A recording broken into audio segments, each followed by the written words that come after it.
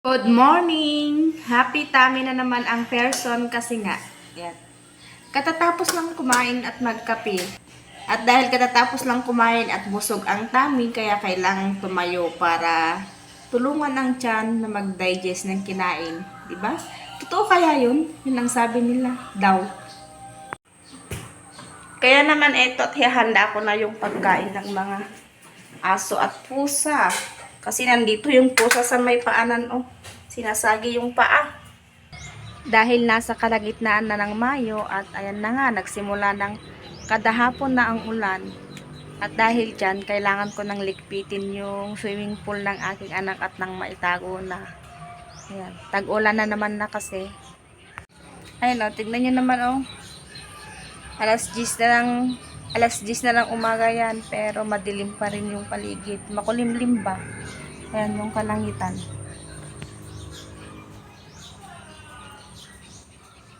Yung ulap, gumagalaw kaya natatakpan niya yung araw.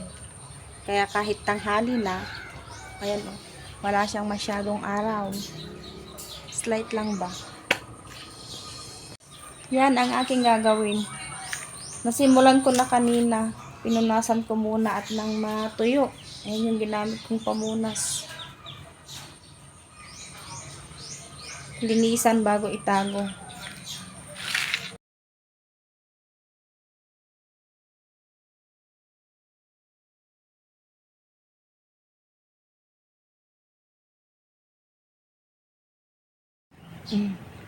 Pasado alas 2 na ng hapon, hindi kagaya kanina na makulimlim.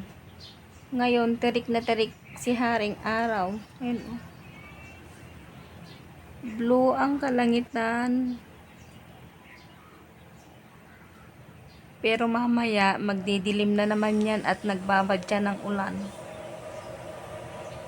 Dahil nga hindi ako sanay matulog kapag ganitong mga oras na, kaya magtitimpla muna ako ng kape bago ako magtupi ng mga nilabhan kong mga damit namin kahapon at saka nung nakaraang araw.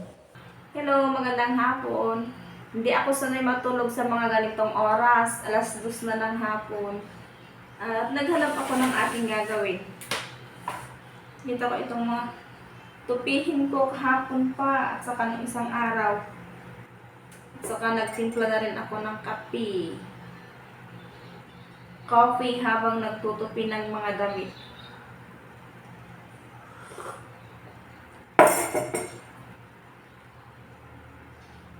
Tupihin ko na to kasi next day may labahin na naman. At kung hindi ko itutupihin ngayon, siyempre, yung labahin ko sa mga susunod na araw may dadagdag. Madadagdagan na naman itong isang basket. Oh. Nakuan pa to na, anong tawag dito? Anong tawag doon? Nasadsad. Anong Tagalog ng nasadsad? Basta yun. Yan. Tupi-tupi lang muna ako dito. Pampalipas ng oras ba?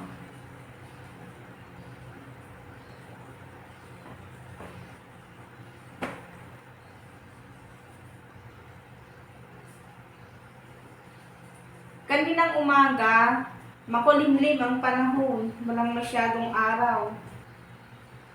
Mga bandang alauna at pagkatapos namin kumain, mga bandang alauna, ayun. Grabe naman na yung sikat ng araw. Pero mamaya yan, pagdating ng alas 4, 4:30, ganun. Makulimlim. Nagbabadya na naman yung ulan. Kagabi, mga anong oras umulan? Gabi na. Umulan kagabi. Kaya kaninang umaga, pagbukas ko ng pintuan, basa ang paligid. Tanda ng umulan.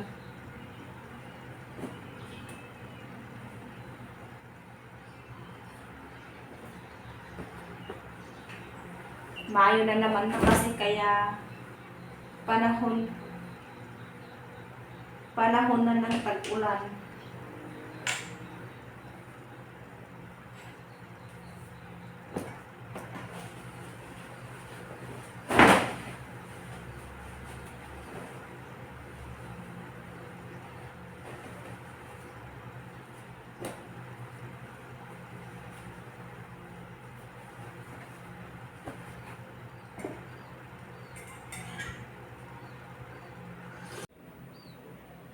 Ayan, tignan nyo naman kasi yung araw.